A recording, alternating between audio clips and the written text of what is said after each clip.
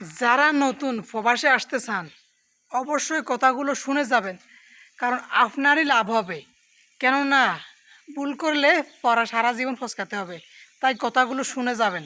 অবশ্যই ভিডিওটি একটু শেয়ার করে দিয়ে সবাইকে দেখার সুযোগ করবেন। আজকের ভিডিওটি হচ্ছে প্রবাস জীবন নিয়ে কিছু কথা। এই প্রবাস জীবনে আমার এক্সপিরিয়েন্স যতটুকু আছে আমি আপনাদেরকে শেয়ার করব, যাতে করে আমার মতো আপনারা ভুল না করেন।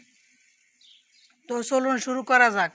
আমি এই প্রবাস জীবন আজকে 6 বছর চলতেছে, তবে আমি কোনো কাজ শিখে আসি নাই। এখন কাজ না শিখে আসার কারণে অনেক বড় বিপদে পড়ে গিয়েছি। ভাষা মোটামুটি জানি, কারণ আমার আব্বার দোকান একটা ছিল, সেজন্য আমাকে নিয়ে আসছে। ওই দোকানে আমি বসেছি, সারা বছর আমি এখানে শেষ করে দিয়েছি, বাইরে কোনো কাজ শিখতে পারি নাই। আমার বাপে কাজ করছে, আমি দোকানে বসে রয়েছি, দোকানদারিটা করছি। কিন্তু পরবর্তীতে যখন দেশের আইন করা হয়ে গেছে, ছোট দোকান হইতেছে না, লাইসেন্স হইতেছে না, কাগজপত্র ঠিক নেই, তখন দোকানটা বিক্রি করতে বাধ্য হয়েছি। পরবর্তীতে 2 বছর আমার আব্বার সাথে ছিলাম, দোকানটা বিক্রি করে আমরা দেশে চলে গিয়েছি। পরবর্তীতে আমার আব্বার ভিসা ছিল, বড় ভিসা, এখন আর আসে নাই, জানে দোকান নাই, কাজকর্ম হবে না, তাই সেজন্য সে আর আসে নাই। কিন্তু আমি আসছি, আমি এসে ভাই ধরা খেয়ে গেছি, কেননা কাজ জানি না, বাসা টুকিটাকি জানি। এখন ফ্রি ভিসার লোক, কোনো কাজ না জানলে কিন্তু বিপদ। এখানে কাজ জানি না মানুষে কাজ করতেছে, আর ফ্রি ভিসা যারা কাজ জানা তারা বেকার বেকার ঘুরতেছে। তাই কান্না করে আফসোস করে কোনো লাভ হয় না। এখানে কেউ দেখার নাই, নিজেরটা নিজে ভালো যদি বুঝেন বুঝেন, নিজেরটা নিজে খাইছেন না খাইছেন সেটা নিজের কাছে, ভালোভাবে চললেও নিজের কাছে। কিন্তু কেউ জিজ্ঞেসও করবেন আপনি খাইছেন কি না, আপনি কীভাবে চলতেছেন, কাজ পাচ্ছেন কি না, এগুলো কেউ জিজ্ঞেস করে নেওয়ার লোক নাই। এই এক্সপিরিয়েন্সটা অবশ্যই আপনারা কাজে লাগান, আমার থেকে শুনে অবশ্যই বুঝে রাখেন। তারপরে আমি কি করব, এভাবে কাজ খুঁজতে খুঁজতে তেমন একটা কাজ পাচ্ছি না, কোনো রকম কিছু কাজ পাচ্ছি, নিজে খাচ্ছি, হালকা কিছু পরিবারে দিচ্ছি, আর টাকা থাকে না। এই ফ্রি ভিসার লোকেরা হচ্ছে এরকম, কাজ না জানলে কিন্তু এইরকম ভোগান্তিতে ভুগতে হয়।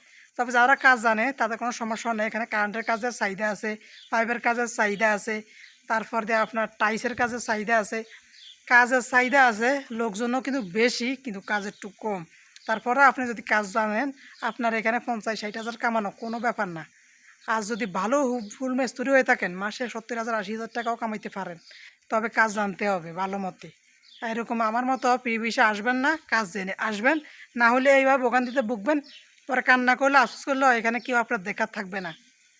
বিদেশটা হচ্ছে এমন একটা জিনিস যেখানে আপনার রান্না আপনি করতে হবে সব কিছু কাজকর্ম শেষ করে। কিন্তু আপনি যদি আপনার রান্না না করতে পারেন, না রান্না না জানেন, কাজও না জানেন, তাহলে আপনি বিপদে পড়ে যাবেন। প্রবাসে আপনি আসার দরকার নেই, আপনি একটা কাজ শিখে তারপরে আসবেন। এই বিদেশের মধ্যে অলস মানুষের কাজ নেই। এখানে আপনি নিজের মেধায় কাজ লাগিয়ে অবশ্যই আপনি কাজ খুঁজে খুঁজে কাজ করতে হবে। তাই আপনাদেরকে বলতেছি, কাজ শিখে আসেন, ভালো একটা বিষয় নিয়ে আসেন। এরকম ফ্রি বিষয় আসে ভোগান্তিতে পড়বেন না। যদি কাজ জানেন বা ড্রাইভারি জানেন, তাহলে আপনার চাহিদা আছে। ড্রাইভারে জানলেও কপিলের বাড়িতে আপনি গাড়ি চালাবেন, ওর মালামাল টুকিটাকি নিয়ে যাবেন এবং আপনি তাকে পৌঁছিয়ে দিবেন, বিভিন্ন জায়গায় যাবে, তার সাথে থাকবেন। মোটামুটি আপনার 45-50 হাজার টাকা আপনি কামাতে পারবেন।